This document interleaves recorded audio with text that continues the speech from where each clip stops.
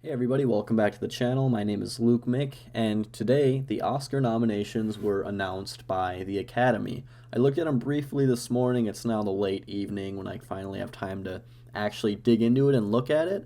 And I thought I might as well record it and give out my reactions and my opinions on what was nominated for YouTube, just because, there's always a lot to discuss and a lot to crap on when it comes to Oscar nominations. So I also just want to quickly mention that my favorite films of the decade video is in the process of being edited. It's actually really close to being finished, so you'll be seeing that shortly. I'm really excited to unveil it. Yeah, I'm just throwing this out there to mix it up a little bit and to just kind of fill in the content for the month. So let's get to it here. So I've already read the headlines. I know that Joker got the most nominations, which makes me want to roll my eyes because Joker, out of all of the Best Picture nominations, is the most average of the movies. It's the worst one, I would say, but I don't know. I just think it's a bunch of bullocks. But let's take a look here. Yeah, I like Ford versus Ferrari. That one kind of surprises me a little bit. Jojo Rabbit's good, Irishman. I really like Marriage Story and Once Upon a Time. And of course, Parasite. I'm glad that got an actual Best Picture nomination and not just international film is what they call it now. Kind of thinking that maybe Parasite will win Best Picture because it's such a crowd pleaser. Like, I don't know how you could watch it and not enjoy it. I just saw 1917 for the first time yesterday. And it's a good film, but I don't love it. I knew it would get nominated. I think it has a good chance of winning Best Picture, but I think it's pretty overrated, honestly. Lead actor, Antonio Banderas. I haven't heard much about him. Obviously, Leo and Adam and Joaquin were great, and Jonathan Pierce looks good in The Two Popes, but good God, the snub of Adam Sandler. Adam Sandler said that if he doesn't win an Oscar for his performance in Uncut Gems, and he didn't even get nominated, that he's gonna intentionally make the worst movie ever. So I'm scared now. I'm fucking really nervous for what he has in store for us. Lead actress. This is another one I've looked at, and I'm a little upset about something. Yeah, the Charlize Theron Bombshell seems like the really random pick. I haven't seen Bombshell, but I'm not really that interested in seeing it. I'm sure she's good in it, but where's Aquafina in The Farewell? She won the Golden Globe in Best Comedy Picture or whatever they call it there. I honestly thought that the two people who were going to be going head to head in this category would be Renee Zellweger and Aquafina. So I'm a little bit disappointed and surprised that she was not nominated. I think that's potentially the biggest snub. Just The Farewell in general, I don't think got any nominations from what I heard. That kind of sucks. That's too bad because that movie's really good. So at this point, I'm guessing Renee Zellweger will win. If I had a second choice, I'd say Scarlett Johansson in Marriage Story. I hope she wins because she was really great in that. Supporting actor, Tom Hanks, that's expected, Hopkins, Pacino, and Pesci, and Brad Pitt. Yeah, that looks almost identical to the Golden Globes, I think. It might be the exact same.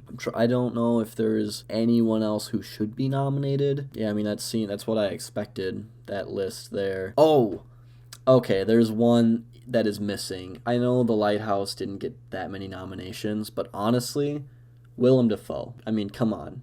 In The Lighthouse, he was at his best, like, ever. And he usually gets nominated for Oscars, usually yearly, or at least the last few years. Can't believe they didn't recognize him for that one, but I guess it's kind of a stacked category. But in all honesty, though I didn't see this film, Tom Hanks can get lost, honestly. Tom Hanks and Meryl Streep gotta go. I don't mean they have to die, but they're just so fucking boring. They're so typical, they're so predictable, and I'm sick of seeing them on these ballots every fucking year. So Willem Dafoe should have been there instead. Supporting actress, Kathy Bates for Richard Jewell. I just saw that film. It's a textbook good film. I enjoyed it. I liked the main performance a lot. I can't remember that guy's name, but he was really great. Laura Dern in Marriage Story, of course. Scarlett Johansson again. Florence Pugh, Margot Robbie in Bombshell. Lots of Bombshell acting nominations. I didn't see that. The movie got mixed reviews coming out this past December, so I guess it kind of fell off my radar, but I'm sure the performances are good. Yeah, I don't know if anything is missing from there. Director. Okay, I was wondering if they nominated Todd Phillips for Joker. That's complete BS. I mean, come on. Really? Really?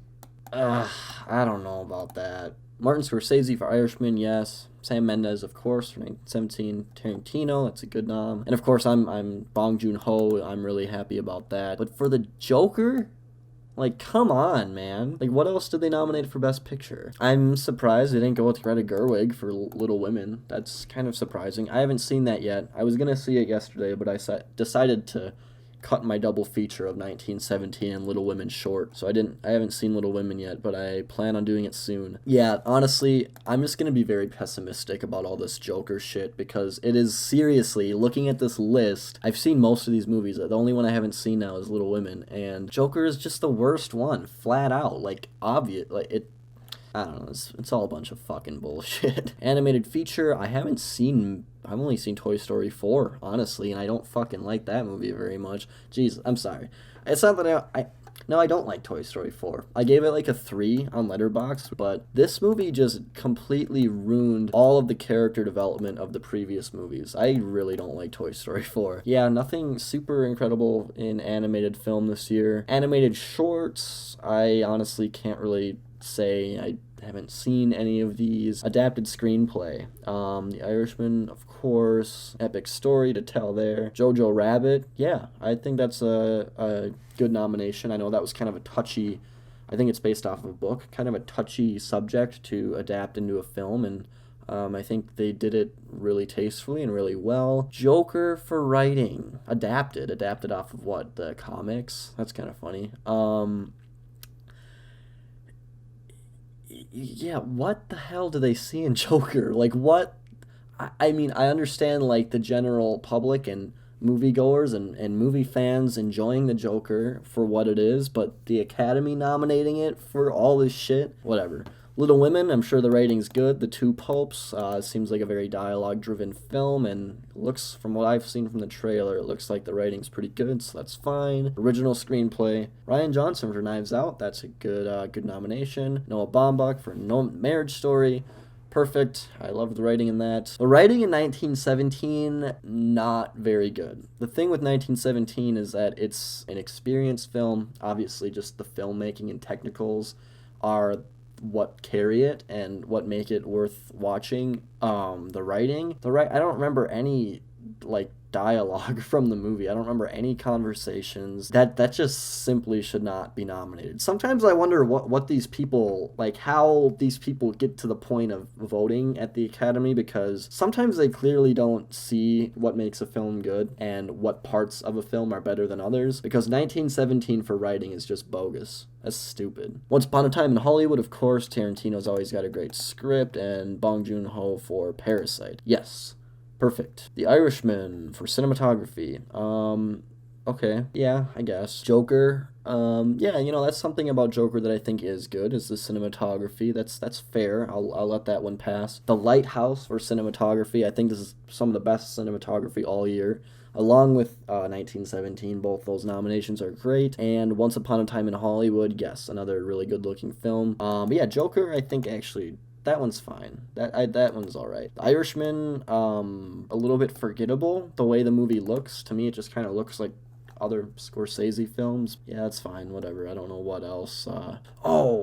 No, Ad Astra. If they would have nominated Ad Astra for cinematography, that would have been a lot better over The Irishman, because that movie looks fucking awesome. Best documentary, I don't watch too many documentaries, honestly, so I am not familiar with any of these, so I can't say. Documentary short subject, again, I cannot speak. Best live action short, there's no way for me to watch these until the showcase that some theaters put on at the end of the year. Right now, basically, she said beginning of the year. Best international feature film. This one's really... Best international feature film. I've heard of Pain and Glory. Honeyland, that was one of the documentaries, right? Oh yeah, it is. So they nominated a documentary film for best international feature film. Okay. Obviously, the clear winner is going to be Parasite. See, this is the thing. I think Les Miserables and Portrait of a Lady on Fire are both from France. And I thought that it would be kind of a toss-up between Parasite and Portrait of a Lady on Fire, because I've heard that's incredible. I haven't seen it yet, but I've heard it's just fantastic. But I guess Les Miserables took its place. So, film editing. Ford versus Ferrari, okay. Irishman, sure. Jojo Rabbit. Whatever. Joker. No. I'm sorry, no. Parasite, yes, that is great editing. Really, keeps the movie moving. Yeah, Joker for editing, like, I don't see it. Okay, sound editing, Ford versus Ferrari, again, that movie sounds really good. Joker, like, I don't know why it gets all these nominations. 1917. Yeah, I mean, like, because it's a movie based off of the technicals, it's obvious that they would nominate it for that. But to me, and I saw 1917 in Dolby, so it should have been a lot louder. I feel like the score, which I really liked, overdid a lot of the sound in the movie. Whenever explosions were going off or bullets were whizzing by, it almost felt a little too quiet. And I guess that kind of goes more into the mixing. But Star Wars: The Rise of Skywalker, Skywalker's not capitalized like that, is it? What the hell? I don't think that's correct. Yeah, I mean, that movie sounds good. It's got the, typical Star Wars sound. Star Wars always gets nominated and whatever. It's not going to win. Maybe it will. Sometimes those movies do sneak up on the others. Sound mixing, Ad Astra, yes. Ford versus Ferrari, yes, sounds really good. Joker, don't even ask me. 1917, yeah, sure. Once Upon a Time in Hollywood, yeah. What I think is really missing from the sound category is Uncut Gems, because holy crap, the sound mixing in that film is like this high. I thought if it would have been nominated for anything, that film, which I think it should have been, acting and the sound mixing, because everyone's talking over each other in that film and you can understand everything that's happening. It's easy to follow. So it's like really well done there, and they're not getting recognized for it. So that's just whack as hell. Production design, The Irishman, sure, yeah, it's in the 80s or 90s or no, 70s.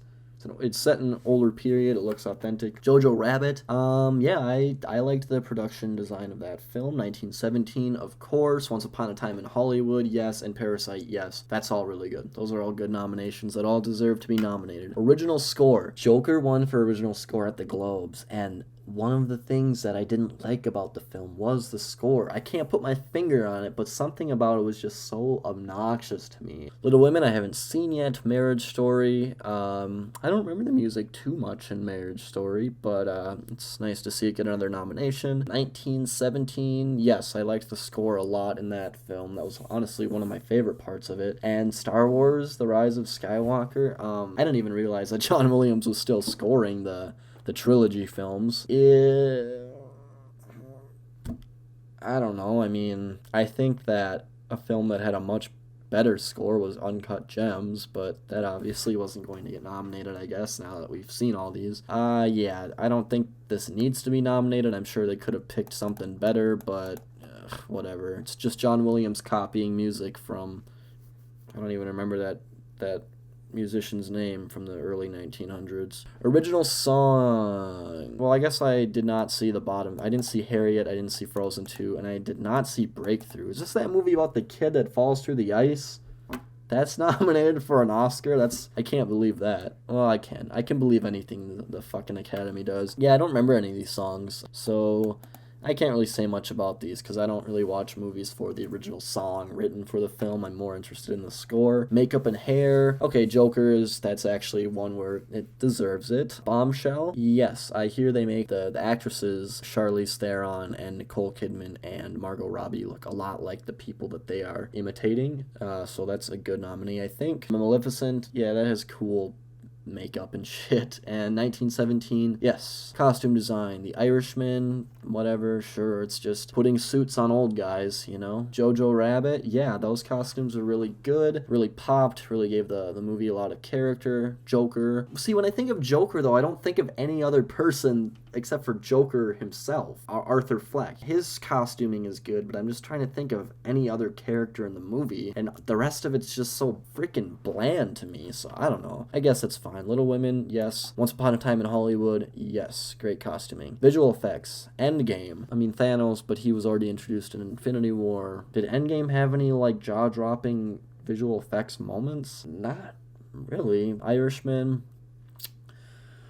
Irishman, they put a lot of effort into it. I know they did, but it's still, as far as the de-aging goes, it did not work that well for me, in all honesty. They had some floaty heads, in my opinion. I also you never got a good sense of how old the guys were supposed to be, in all honesty. And whenever Robert De Niro, in particular, would have to do a lot of moving around, and when he'd be, I just kicked my sub over. Whenever he'd be kicking anybody or just like throwing a punch or whatever, his shoulders and his body looked so stiff because he's an old man, but his face looks a bit younger, but it looks kind of CG. It deserves the nomination, I suppose, but I honestly don't think it looks that good. Lion King, I didn't see it, but I mean, it's good animation, I suppose. It's realistic looking, so there you go. Star Wars: The Rise of Skywalker.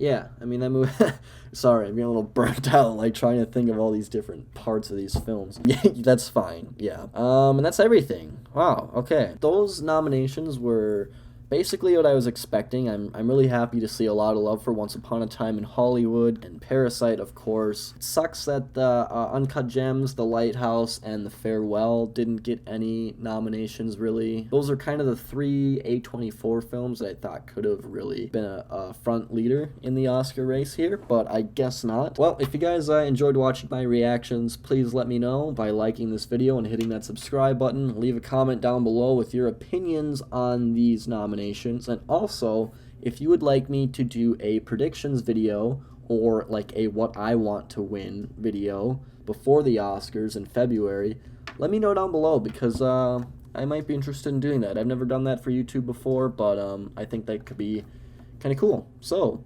that's it. Thank you for watching, and I'll talk to you later.